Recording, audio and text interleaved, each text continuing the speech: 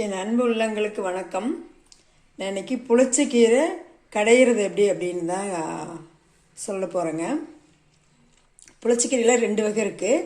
நமக்கு வந்து கரும்புளிச்சை அப்படின்னு சொல்லுவாங்க. அது வந்து சிவப்பு கலர் ரெட் கலராக இருக்கும்.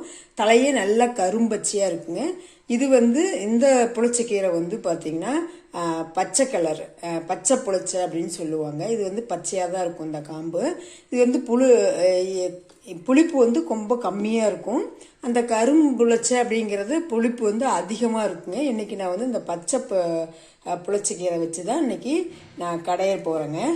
அதுக்கு தேவையானது பார்த்திங்கன்னா இது நான் 1 கட்டு வாங்கிக்கிட்டேன் இந்த புளிச்சக்கீரை. அப்புறம் கடுகு 1 ஸ்பூன், ஜீரகம் 1 ஸ்பூன், வெந்தயம் வந்து 1 ஸ்பூன் வறுத்து அரைச்சி வச்சுக்கிட்டேங்க. அப்புறம் சின்ன வெங்காயம், பெருவெங்காயம் 2 கலந்து போட்டிருக்கிறேன். நீங்கள் எப்படி வேணாலும் போட்டுக்கலாம். காரத்துக்கு 2-3 குண்டு மிளகா போட்டிருக்கேன். இது கொஞ்சம் காரமாக இருந்தால் கொஞ்சம் நல்லா இருக்குங்க. அப்புறம் கருவேப்பிலை கொஞ்சம் போட்டிருக்கிறேன்.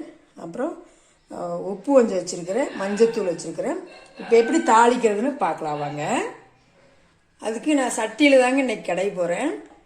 சட்டி வச்சுருக்கிறேன். நல்லெண்ணெய் யூஸ் பண்ணுங்கள், அப்போ தான் ரொம்ப நல்லாயிருக்கும் புளிச்சக்கீரைக்கு. நான் வந்து ஒரு 2-3 ஸ்பூன் ஆகிற மாதிரி நல்லெண்ணெய் ஊற்றிக்கிறேன். கடுகும் ஜீரகம் போட்டுடலாங்க.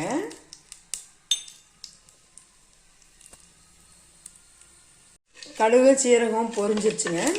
இப்போ நம்ம வெங்காயம், மிளகாய், கருவேப்பிலை போட்டுக்கலாங்க. இதுக்கு வந்து பார்த்திங்கன்னா வெங்காயம் நிறைய போட்டால் தான் நல்லாயிருக்கும். கொஞ்சம் வெங்காயம் அதிகமாகவே போட்டுக்கோங்க. இது நல்லா வதக்கிக்கலாங்க.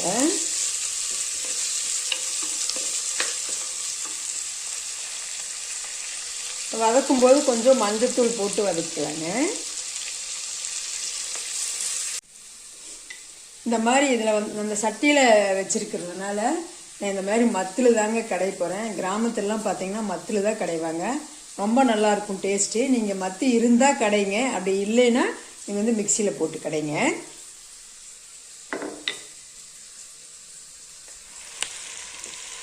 வெங்காயம் நல்லா வதங்கிருச்சுங்க. இந்த மாதிரி வெங்காயம் நல்லா வதங்கிருச்சு. நல்லா வெங்காயம் வதங்கினதுக்கப்புறம் கீரை போடுங்க. கீரை போட்டுக்கலாங்க. இப்போ நல்லா அலசிட்டு ஒரு 10 நிமிஷம் ஊற வச்சு தண்ணியில் அலசி எடுத்து போடுங்க. ஏன்னா மண் இருக்கும், அதுக்காக. கீரை பார்த்திங்கன்னா 1 கட்டு நான் வாங்கினேன். ஆனால் நிறைய இருந்த மாதிரி இருந்துச்சு குண்டா வழியாக. இப்போ வெந்துச்சுன்னா பொசுக்குன்னு போயிடும், கொஞ்சமாக போயிடும். இது கூட கொஞ்சம் உப்பு போட்டுக்கலாங்க. இதுக்கு தேவையான அளவு உப்பு போட்டுக்கலாங்க. இன்னும் அளவாக போடுங்க உப்பு. அப்படியே பத்தலைனா கூட கடைவோம் இல்லைங்களா, அப்போ கொஞ்சம் போட்டு கடைஞ்சிக்கலாம்.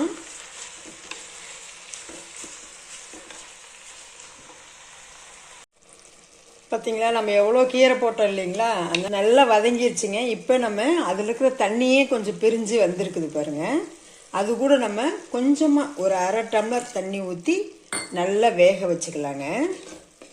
அது நல்லா வேகணும், கொஞ்சம் நேரம் டைம் எடுக்கும் வேகிறதுக்கு. நல்லா வேகட்டுங்க.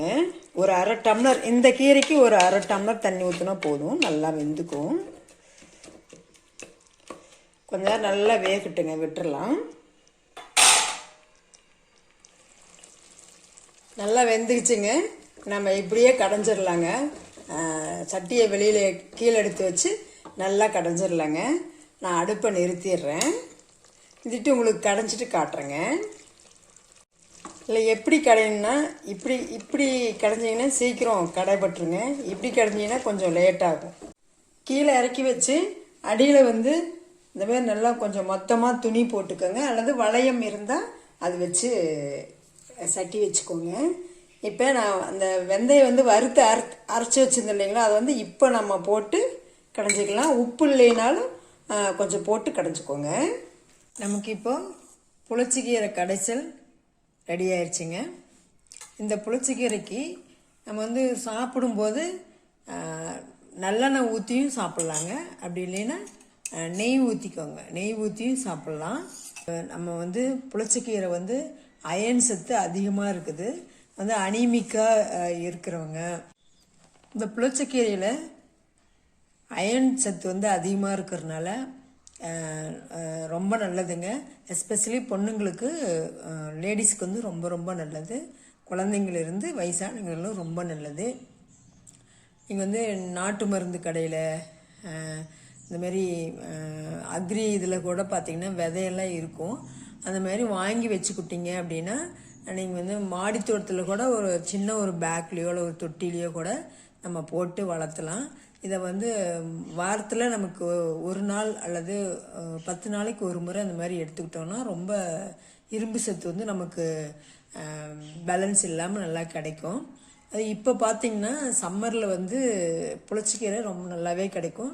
நான் சொன்ன மாதிரி பச்சை புளிச்சக்கீரையும் கிடைக்கும், சிவப்பு புளிச்சக்கீரையும் கிடைக்கும். 2 கீரையுமே ரொம்ப ரொம்ப நல்லது தான். நீங்கள் 2 கீரையுமே கிடைச்சா வாங்கி சாப்பிடுங்க. சிம்பிளாகவும் செய்யலாம், சிம்பிளாகவும் இருக்கும், செய்யறதும் சிம்பிளாகவும் இருக்கும், ஈஸியாக செஞ்சிடலாம். அதே நேரத்தில் நம்ம உடம்புக்கும் ரொம்ப சத்தானது. இதை செஞ்சு பார்த்துட்டு எப்படி இருக்குதுன்னு கமெண்ட் பண்ணுங்கள், சப்ஸ்கிரைப் பண்ணுங்கள். தேங்க்யூ.